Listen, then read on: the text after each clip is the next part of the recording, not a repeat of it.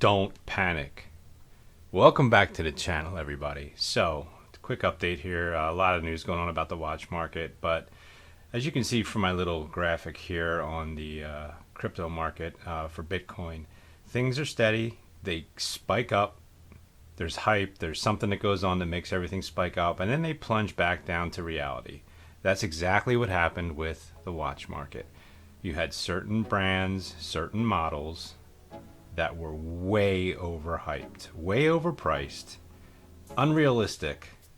People had money during the pandemic. They didn't know where to spend it. They weren't going out. They were getting stimulus. Things went up. Everything went up. So, if you look at these graphics from watch charts, you can see that this past 6 months, you can see how things started in February 22. They were climbing up and up and up this year. And then we got into reality, and then things started going south in the world, and everything came back down. Inflation, the war in Ukraine, other factors, the overall economy. This all plays a role. Everything is cyclical. We forget that a lot. When the prices of Rolexes, for instance, we'll use Rolex because it's like the market, barometer here. When a model that retails for, just say, 10,000 is on the secondary market for 15 or 18, how sustainable is that? How long can you go with that in reality? People at some point come down to earth and realize that the hype was not justified and prices are evening out. So where you see these certain models coming down now, that's where they should have been. That's where they should be. Okay.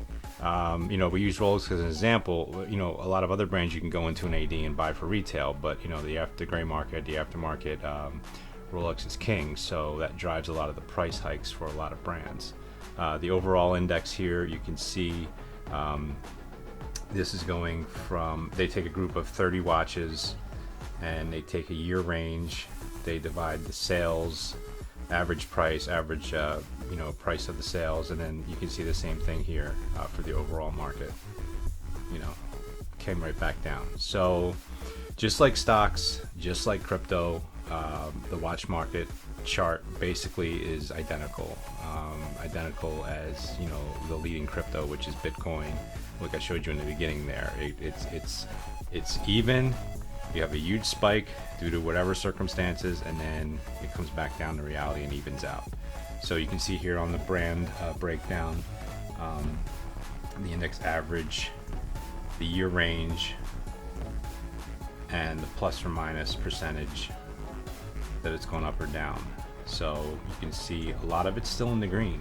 A lot of these brands that were not hyped up, and a lot of these models that were not overly hyped, they didn't really see a huge difference. They aren't taking a huge hit because they were always where they should have been. Okay, some of them like Panerai, even Grand Seiko, they have a little bit of a negative. That could be attributed to a lot of other factors though.